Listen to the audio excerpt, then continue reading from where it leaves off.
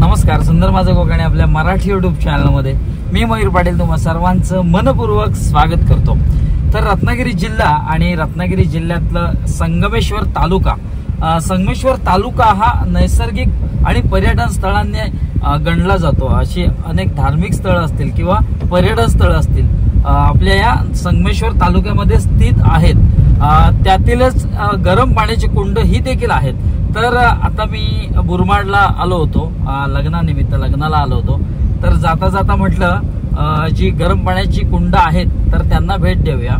तर आता पहिलं आरवलीत जाऊन आरवलीतल्या गरम पाण्याच्या कुंड पाहूया आणि त्यानंतर मग पुढे जाता जाता जेवढी गरम पाण्याची कुंड आहेत जेवढी तुम्हाला दाखवता येतील ती पाहूया। तर आता आपला प्रवास होतोय साधारण बुरंबाड पासून एक आरवली पर्यंत, एक 4 किलोमीटर आहे।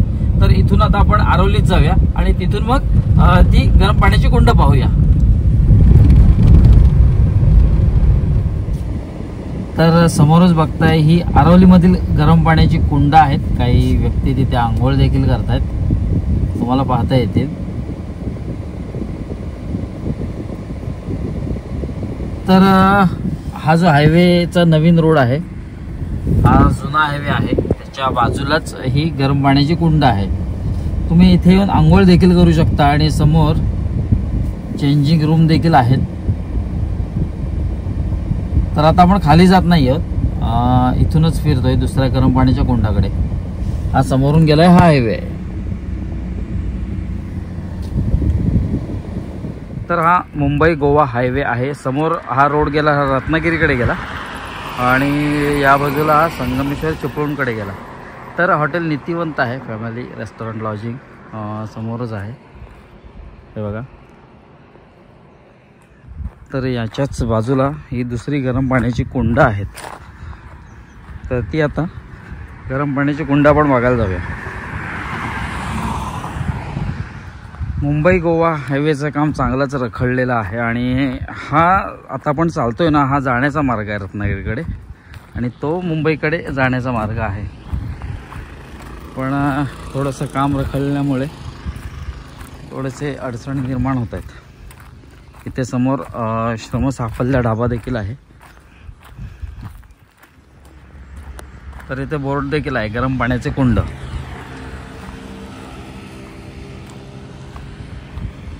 येताना फक्त सावकाश या,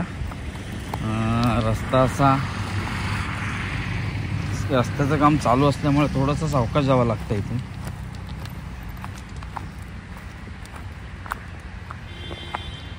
समोरच श्री केदारनाथ ग्रामदेवता मंदिर आहे, राजवाडी, तालुका संगमेश्वर आणि जिल्हा रत्नागिरी।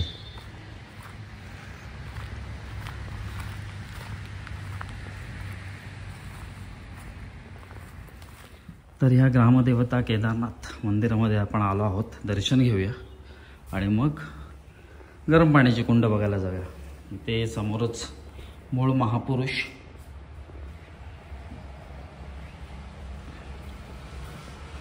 आणि इथे देवी आणि देव आहेत, श्री मानाई आहे, श्री इटलाई, श्री केदारनाथ, श्री वरदान, श्री नाव गेलंय चंडकाई आणि श्री वाघजाई।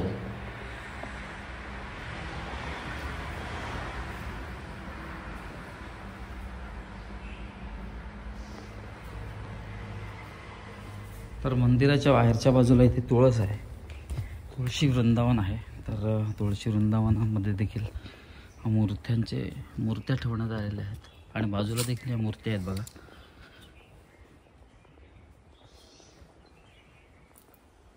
आणि इथे देखील छोटंसं मंदिर सारखं आहे, नेमकं काय आहे ते मला नाही माहीत, छोटंसं मंदिरच आहे। आपण बॅक साईडून आलो, इथे शिवपिंड आहे आणि समोरच नंदी विराजमान आहेत। आणि मंदिर बघा कसं आहे, छानपैकी दगडांची आरास करून मंदिर केलेलं आहे।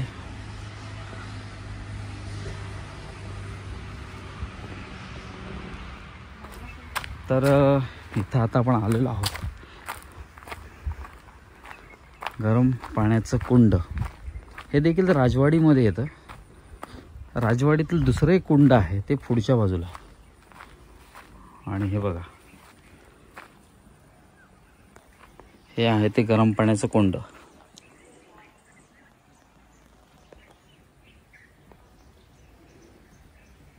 तर इथून एका बाजूला बुडबुडे येताना दिसत आहेत, बाकी या बाजूला असे बुडबुडे येताना दिसत नाही आहेत. फक्त याच बाजूला असं बुडबुडे येताना दिसतात. आणि इथे आल्यावर एक विशिष्ट प्रकारचा दरवळ, एक वास तुम्हाला येईल.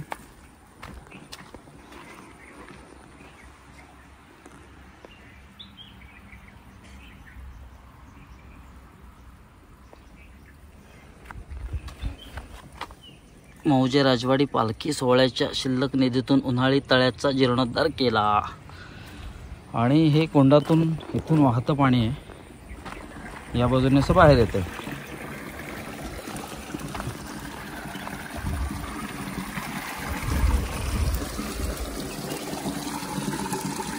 याला पण चांगलंच गरम आहे.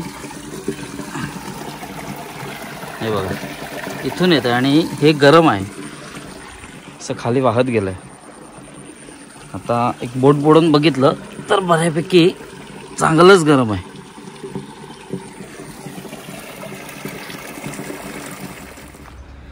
तर हे गरम पाण्याचं कुंड आहे आणि त्याच्याच बाजूला इथे एक पाण्याचा साठा दिसतोय, पण हे पाणी गार आहे. आणि हे जे पाणी आहे, आय थिंक हा छोटा ओहळ असावा. हा ओहळ इथपर्यंत येतोय. आणि हे बघा, हे जे पाणी आहे ना इथे, हे पाणी हे गार आहे, पण हे जेव्हा इथे त्या गरम पाण्याच्या कुंडातून इथून हे पाणी वाहत येतं, इथे एकदा मिक्स झाल्यावर ते देखील गरम होतं आहे. आणि हे खालच्या बाजूला असं वाहत जातं आहे. खाली कुठे जातं एक्झॅक्ट माहीत नाही, पण हे गरम पाणी आहे. आणि मला असं वाटतं की इथे तुम्ही आंघोळ करू शकता, कारण ह्या कुंडात आंघोळ करण्याची काही सोय नाही, पण तुम्ही इथे आंघोळ करू शकता. पाणी चांगलंच गरम आहे. तर राजवाडीमध्ये आपण आहोत. ही देखील राजवाडी आणि या पुढची देखील जी गरम पाण्याची कुंड आहेत ती देखील राजवाडीमध्येच आहेत, पण थोडंफार डिस्टन्स आहे त्यामध्ये. पण इथलं हे जे कुंड आहे ना ते म्हणजे शांत आणि निवांत ठिकाणी आहे, कारण इथला आजूबाजूचा परिसर बघताय ना एकदम शांत आहे. आणि इथेच ग्रामदेवता केदारनाथाचं मंदिर आहे, तिथे दर्शन घ्या आणि मग त्या कुंडाच्या इथे जा. पण त्या कुंडात उतरण्यासाठी काही सोय नाही आहे, म्हणजे कुंड बाहेरूनच बघा. आणि जे खालून पाणी जाते कुंडातून, तर तिथे आंघोळ करू शकता. फक्त बादली आणि भांडं घेऊन येणं अत्यावश्यक आहे. आणि हे जे मंदिर आहे ना, हे बघा, तर हे शंकराचं मंदिर आहे. एक वेगळ्या स्ट्रक्चरमध्ये मंदिर आहे. दगडावर दगड रचून अशी आरास केलेली आहे आणि त्याला मंदिराचं स्वरूप आलेलं आहे. समोरच नंदी विराजमान आहेत आणि शिवलिंग आहे. आणि एकंदरीत परिसर आहे ना छान आणि सुंदर आणि शांत निवांत आहे. आणि अगदीच मुंबई गोवा हायवेच्या अगदी हे लगतच कुंड आहे. खरंच मस्त वाटलं. तर मगाशी आपण फुटेज बॅक साईडहून घेतले होते. तर हे बघा, शिवलिंग आणि इथे आहेत नंदी.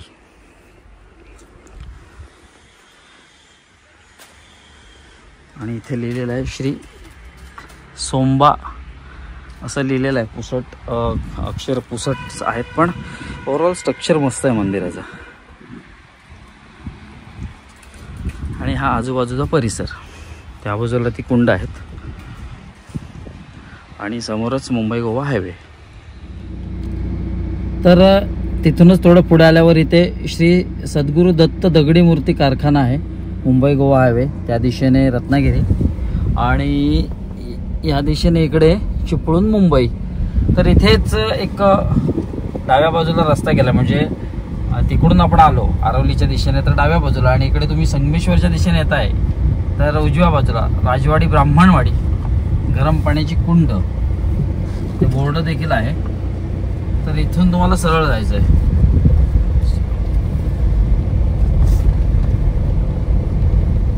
तर मेन हायवे पासून साधारण एक अर्धा किलोमीटर म्हणजे 500 मीटरवर ही कुंड आहेत. यापूर्वी आपण येऊन गेलो इथे. तर हा जो अर्धा किलोमीटरचा रस्ता आहे अतिशय खराब आहे, जरा सावकाश आहे इथून, कारण पुढून येणारा वाहन कधी आपल्या पुढ्यात येऊन ठेपतं हे कळत नाही. त्यामुळे सावकाश आहे. रोड देखील खराब आहे, अतिशय खराब आहे. त्यामुळे इथून येताना जरा सावकाश आणि काळजी घ्या. तर एक अर्धा किलोमीटर आपण आत आलेलो आहोत. कार इथे पार्किंग केलेली आहे आपण याच्या समोरच अगदी, कारण इथे कुठे कार पार्किंगला तेवढी जागा नाही आहे.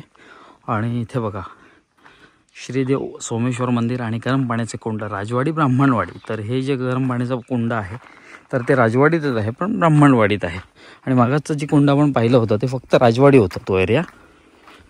चला ह्या स्टेप्स वगैरे अतिशय सुसज्जपणे इथे बांधण्यात आलेले आहेत. तर ह्या स्टेप्सवरून तुम्हाला खाली जायचं आणि ह्या स्टेप जिथे जातात तिथेच हे म्हणजे यांचं अंतिम टोक श्रीदेव सोमेश्वर मंदिर आहे आणि बाजूलाच गरम पाण्याची कुंड आहे. यापूर्वी आपण हा डिटेल व्हिडिओ केलेला आहे. हे जे स्टेअर्स होते ते संपलेलं आहे आणि असं छानपैकी हे बांधण्यात आलेलं आहे. ही जी वाट आहे. तर आपण या बाजूने असं आलो आणि इथे बघताय इथे एक राजवाडी ब्राह्मणवाडीमधली गरम पाण्याचं कुंड आहे. इथे सूचना दिलेल्या आहेत. तर या सूचनांचं पालन करूनच इथे व्यवस्थित स्वच्छता बाळगायची आहे. बघा हे गरम पाण्याचं कुंड आहे राजवाडी ब्राह्मणवाडीमधील. आणि आपण ह्या अंतरावर उभे आहोत तरी पण ती जी वाफ आहे ती आपल्या अंगाला इथे लागते. आणि साधारण तुम्ही हात घातलात तर हात घालू शकता एवढं गरम पाणी आहे. पण ह्या जे कुंड आहे यामध्ये आंघोळीसाठी उतरायचं नाही आहे. तुम्ही बादली घेऊन इथलं पाणी घेऊन त्या बाजूला वगैरे असं आंघोळ करू शकता किंवा त्या बाजूला भिंतीच्या पलीकडे आंघोळ करण्यासाठी सोय आहे. पण या कुंडात पाय घालायचे नाही आहेत, पाय बुडवायचे नाही आहेत. आणि इकडची एक वैशिष्ट्यपूर्ण बाब म्हणजे हे बघा फक्त एवढ्या कुंडातून सगळ्या कुंडातून इथूनच फक्त बुडबुड येत आहेत.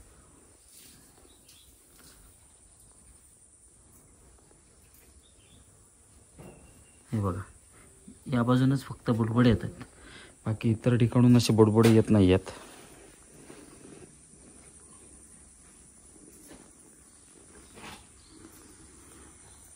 साने फार्म राजवाडी तालुका संगमेश्वर जिल्हा रत्नागिरी.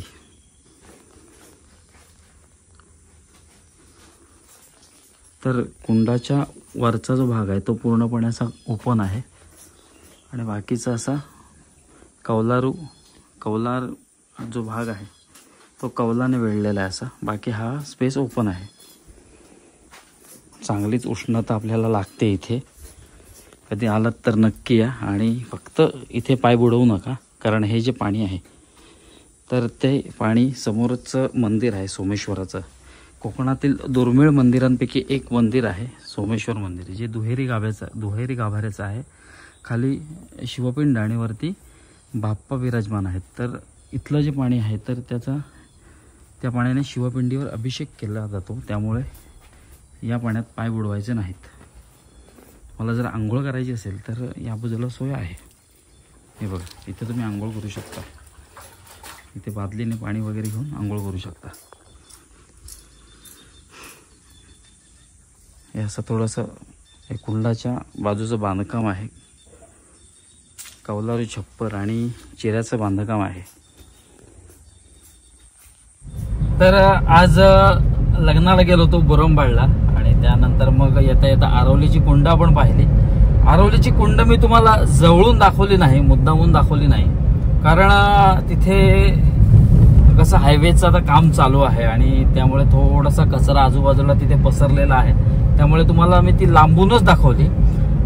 येणाऱ्या प्रत्येक पर्यटकांनी ही काळजी घेतली पाहिजे की आपला निसर्ग स्वच्छ कसा ठेवला पाहिजे याकडे जातीने प्रकर्षाने लक्ष दिलं पाहिजे. कारण कसं आहे, ज्या पद्धतीने आपण आपलं घर स्वच्छ ठेवतो त्या पद्धतीने ही जी निसर्गाची अनमोल देणगी आहे तर त्या देणगीचं रक्षण करणं, जतन करणं हे आपलं आद्य कर्तव्य आहे.